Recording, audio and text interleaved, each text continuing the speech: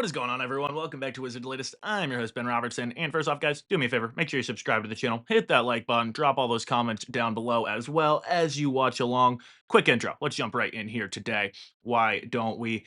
Heard the Russ news, right? Retiring last week. Now we get confirmation. Washington did offer him a contract, reported, I believe, by Mark Stein. And first of all, kind of an easy moment, especially from an outsider's perspective. And we're going to talk outsiders' perspectives just a little bit here today.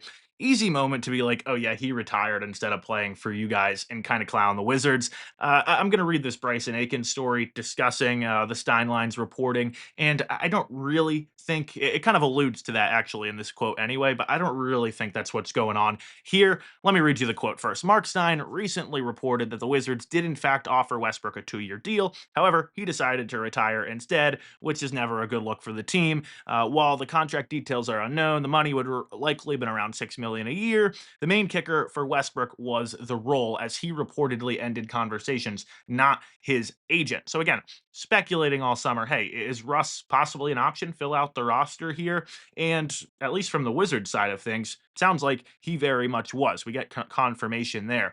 We also get confirmation, I think, and again, I kind of alluded to would be easy maybe to clown the headline of like retired instead of playing for the Wizards, but I actually think we get confirmation that in just a couple of weeks' time, this front office and Will Dawkins, Michael Wenger, and co. kind of have proved to us, I guess, what we all suspected for a while, what we've all kind of been saying and the praises we've been singing.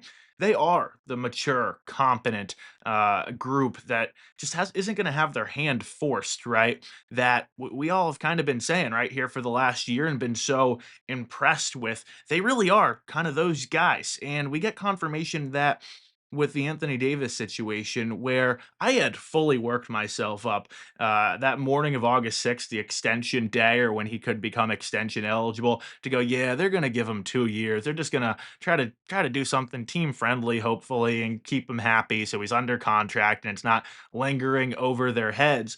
But the fact of the matter was, they had no reason that they had to give him those 2 years. They didn't have to give him the extension. We had talked all summer under contract currently for 2 more years at $120 million. Go play, go prove yourself, and then we can talk again potentially during the season. Just a mature, competent move from the front office. Now, fast forward maybe a week and a half or so to this Russ situation, and really the role caveat was I think the thing we had all kind of thrown out when we discussed Russ had to be in place if you were going to bring him in, and that just is, hey, we only have so many minutes to offer you. I think that was kind of the conversation with Will Dawkins and co and Russell Westbrook and maybe his representation. And I have to imagine, they're just telling Russell Westbrook, look at just the young players we have on the roster, man. They're quite simply just more important to get on the court than you are at this stage. Doesn't mean we wouldn't love to have you here to give those young players some mentorship, to maybe give us 15 minutes off the bench, running the second unit a little bit as a playmaker per night. But again, that's just all we kind of have for you. I imagine that's how the conversation went.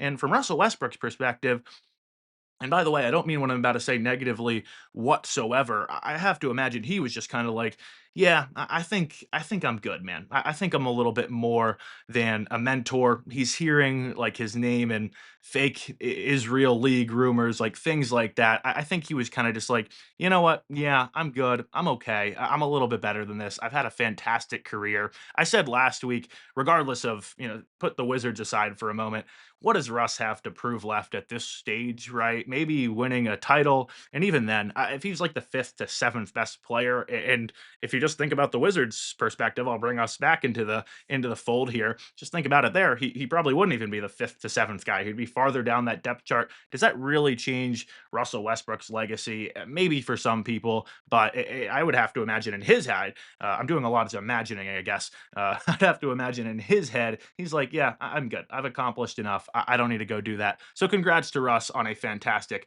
career. Now, where it kind of led us here as we think about still filling out that final roster spot, things like that, it sort of seemed to lead things back into the DeMar DeRozan conversations. And I'll read you a couple more quotes from this Bryson Aiken story. First of all, he kind of throws out beyond adding another good player to the roster, this signing, we're talking about DeRozan now, would also limit the Heat and Cavaliers from getting better. Right now, the Heat and Cavs have little depth, so stopping them from getting a deeper bench would help during the season. He also goes on to say there are positives to signing him, but not for on court reasons. They're all off court. This is going to be the case for any free agent left. Partly the case with Russ as well, there, just again, being kind of that mentor role. As the rotation seems set at this point, the next signing will simply be for off court reasons, says Bryson Akins, as a mentor or presence in the locker room. So, again, I've said mentor about 8 times as well here today, and there you go. So, with Russ officially off the table, seems like it kind of shifts things, I guess, from the Wizards' perspective over to DeMar DeRozan. The second point, I guess I understand there that if you just wanted, again, another guy, you didn't think Russ can kind of fill that veteran end of the bench role for you. Maybe you bring in DeMar DeRozan to do that.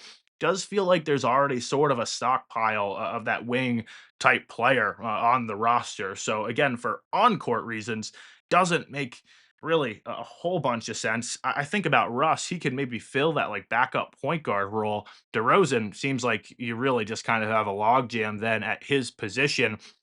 I guess part of me thinking about again specifically on court here, if you do think you have the goods to make a deep playoff run, having an extra bucket getter, having a veteran guy that can go score you 20 points a night never ever hurts. Like you can have as maybe not a roster full of those players, but having as many people that can go score the basketball at a high level on championship contending teams can be really, really good. But we don't even know if maybe Washington's front office is even thinking we're ready to compete at that level. And so again, if you are interested in Russ, I could see that again for that kind of backup point guard situation. If you're interested in DeRozan for the mentorship Russ could bring, makes sense to me as well. But the DeRozan stuff, just in general, I don't think I totally understand nearly as much as the Russell Westbrook reports. Now, before we move on, guys, if you like this content, you're also a Commanders fan. We are into Commanders preseason. Go check out Locked On Commanders Hits for very similar content, but also with me and talking about the Washington Commanders. Don't worry, Wizards' latest episodes still dropping every single weekday. Now, let's move on. We've had different checkpoints about this conversation, this win total conversation throughout the offseason as we get ready for the regular season and we get ready for Wizards training camp and preseason and things like that. We've talked about national media disrespect a whole bunch this summer. I for one, have been. I'll put my hand up. I've been all on board and saying, "What did you say about this Wizards team?" Now we'll keep that receipt for later on down the road. But Bleacher Report predicts Washington win 38 games this upcoming season. And again, with that kind of conversation in mind, what do we think about this? Is this real disrespect or is this maybe more of an accurate number? They kind of say, even without AJ DeBonta, Trey Young, and Anthony Davis, even with those three all but sorry, I'm butchering this comment. AJ, Trey, AD all but guarantee a better record than 17 and 65.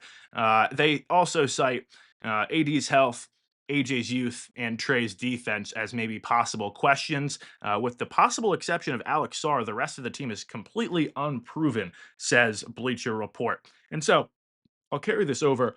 Uh, this is actually a conversation I was having a little bit on Wizards Twitter as well. So I'll carry this over from there. Again, I've been all in on keeping receipts, calling out national disrespect, calling out people that just kind of sound silly when they talk about the Wizards organization. I actually don't think that's this. I actually don't think predicting a 20 game improvement in terms of the win total is that whatsoever. And I realize there's a couple things at play there.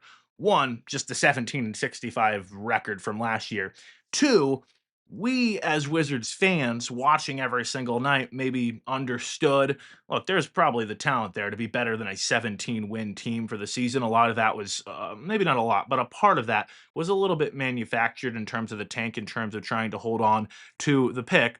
But from an outsider's perspective, it just looks like a bad team. And it's also, let's be honest, even as Wizards fans, there were a lot of just bad nights of bad basketball. And I think those questions about AD's health, Trey's defense, can he cover that up? Can he adapt his offensive game? AJ DeMonza, he's just never played in an NBA game. I think those are all very fair questions. My pushback would be, I was using the word imagine a bunch in the first segment. I'll come back to that. My pushback would be, I think, and they quote, there's a quote in here that says, it's hard to imagine the team winning much more than 38 games. I would disagree with that. I think if you use your imagination, I mean, I could see the Wizards winning much more than 38 games if all things go right. Again, if AD plays the majority of the season, if AJ is that impact guy as a rookie, we're kind of hoping and expecting he can be, if Trey Young can really adapt his game in the way, again, we're very much hoping that he can, I could certainly imagine the Wizards winning a bunch more than 38 games. But if you want to say, hey, pump the brakes, I think that would actually be a better take and say, hey, look at where things were last year. You have all of these kind of moving parts going into this season. And also, the three things I just laid out, those are serious question marks that you're relying on. And it's more likely that maybe one or two out of the three things pans out perfectly, and then one of the three things kind of is a little bit murky for the year. Maybe Trey can adapt his game. AJ is an impact player as a rookie, but AD doesn't stay healthy. Maybe AD stays healthy. Trey doesn't adapt his game. AJ's an impact player as a rookie. I'm just kind of throwing out spitballing here, but I think that would actually be a better take than you can't imagine more than 38 wins. I can certainly imagine more than 38 wins, but if you want to say, hey, pump the brakes, let's not get ahead of yourself, you're counting on way too many things to go right. To me, that would actually be a lot more understandable. Quickly jump into the comment section because we were actually having the same convo. Just hilarious. The all just the contrast here. We have Jerome says Wizards are winning 60 games, and then DJ Donald said the Wizards are winning 34 games. So realistically, as Sammy the Champy, you say, hey, if we get 37 wins after again after winning 17 the last season, a 20 game improvement, just puts together some entertaining basketball. That would be a win for you. To me, I will say, if they won 38 games next year and we're under 500, I think I would be a little bit disappointed. I'm hoping the team goes 500 at the very least, play in, borderline playoff team. I would love them to be an actual like playoff, contending team, get into maybe the top six or something like that. But my expectation and hope, like I'm not going to let run wild. I'm hoping though they go 500, get to the play in, maybe be a borderline playoff team. That's kind of where I would like to see things next year. But I'm not going to say it would be some massive disappointment if instead of 42 wins, it was 38. That's going to wrap up our show. Appreciate all your support here on the page. Make sure you subscribe, drop all those comments, hit that like button as well. Hype up the video if you've done all the things. Appreciate all your support. Thanks for watching another episode of Wizards Latest.